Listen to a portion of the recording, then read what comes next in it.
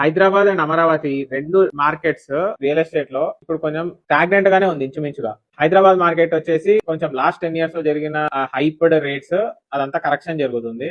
Second thing వచ్చేసి కొంచెం Hydraa effect వల్ల ఇన్వెస్టర్స్ లో ఇంకా కాన్ఫిడెన్స్ రావట్లేదు. థర్డ్ థింగ్ వచ్చేసి అక్కడ అమరావతి డెవలప్మెంట్ అవుతుంది కాబట్టి ఇన్వెస్టర్స్ కొంతమంది ఇటు నుంచి అటు వెళ్తున్నారు. అండ్ ఫోర్త్ థింగ్ మనకి ట్రంప్ ఎఫెక్ట్ కానీ, గ్లోబల్ రిసెషన్, లేకపోతే ట్రేడ్ టారిఫ్స్, లేకపోతే రెమిటెన్స్ టాక్సెస్, ఇట్లాంటి వేరియస్ రీజన్స్ వల్ల కొంచెం రియల్ ఎస్టేట్ మార్కెట్ డౌన్ ఉంది. అది ఎక్కువ మటుకు హైదరాబాద్ మీద ఉంది more than Amaravati. At the same time అమరావతిలో కూడా కొంచెం స్టాగ్నేషన్ కనపడుతుంది. ఎందుకు అంటే అక్కడ కూడా మళ్ళీ international global geo political reasons ఒకటైతే, సెకండ్ థింగ్ వచ్చేసి చంద్రబాబు నాయుడు మళ్ళీ ఇంకొక 40,000 acres ల్యాండ్ అక్విజిషన్ చేస్తాము ఇట్లాంటి టాక్ ఏదైతే వచ్చిందో, సో జనాల్లో కూడా ఏంటి అంటే ఓకే ఇంకా సర్ప్లస్ ఆఫ్ ల్యాండ్ ఇంకా వస్తుంది కదా, అప్పుడు ఇంకా రేట్లు తగ్గుతాయి కదా అన్న ఒక ఆలోచనతో దాని వల్ల కొంచెం తగ్గింది.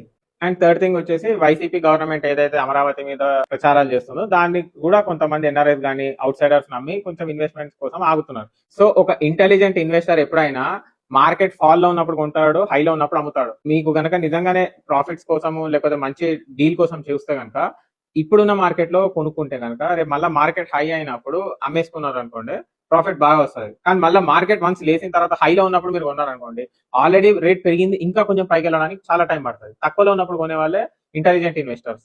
చాలా మంది క్యాష్ లిక్విడిటీ కోసం అని చెప్పి చాలా అవసరాల అమ్ముకునే వాళ్ళు ఉంటారు. సో అలాంటి వాళ్ళు ఎవరైనా దొరికితే కనుక వెంటనే మీరు ఆ ల్యాండ్ డాక్యుమెంటేషన్ అంతా చెక్ చేసుకొని కొనేసుకోవచ్చు. రేపటి నాడు మళ్ళీ ల్యాండ్ అమ్మితే మంచి ప్రాఫిట్స్ వస్తాయి.